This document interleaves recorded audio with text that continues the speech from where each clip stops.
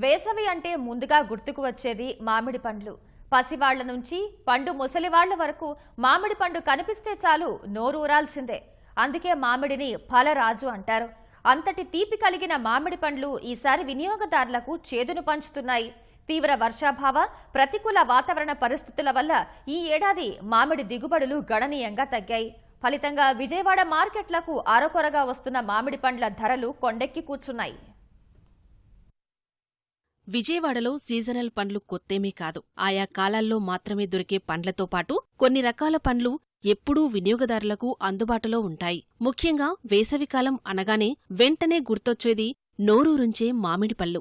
నూజివీడు రసాలు, చిన్న రసాలు, పెద్ద రసాలు, బంగినపల్లి, సువర్ణరేఖ, తోతాపురి ఇలా పలు రకాల మామిడి పండ్లు మార్కెట్ను ముంచెత్తుతుంటాయి. హోల్సేల్ వ్యాపారులు నేరుగా రైతుల తోటల నుంచి కాయలు కొనుగోలు చేసి మార్కెట్కి తెస్తుంటారు.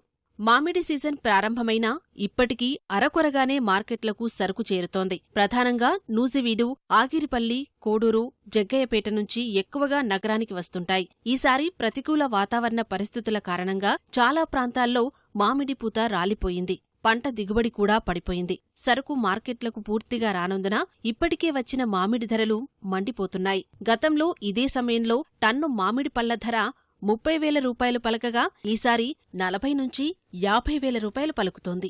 మామిడికాయ మట్టుకి ఈ సంవత్సరం గిరాగ్గా పడింది. బంగినపల్లి తక్కువ, రసాలు యావరేజీగా ఉంది. ఈ ఏళ్ళకి వచ్చి 1,500 కానించి 1000 రూపాయలు కొంటామండి సరుకును పట్టేసి.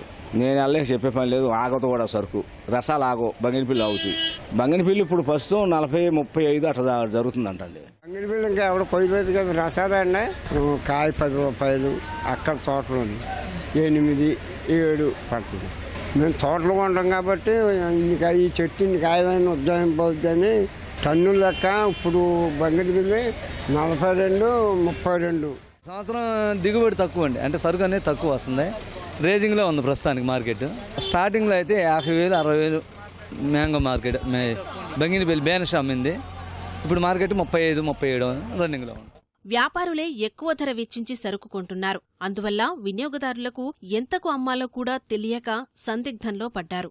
40,000 టన్ను అంటే 30 రూపాయలు, 40 రూపాయలు ఎక్కడే పడితే ఈ పక్కానికి వచ్చి అమ్మేసరికి 60, 70 రూపాయల కిలో అమ్మాలంటే తినేవాళ్ళకి కూడా చాలా ఇబ్బందిగానే ఉంది. తోటల్లో కానీ ఎక్కడ చెట్లలో కానీ నూజివీడులో కానీ ఎక్కడ కాయ కూడా పూత కూడా పూయలేదు.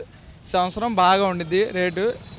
జనాల విషయంకి వస్తే సంవత్సరం డైలీ 800 అలా చెప్పడం 600కి అలా ఇస్తున్నాం.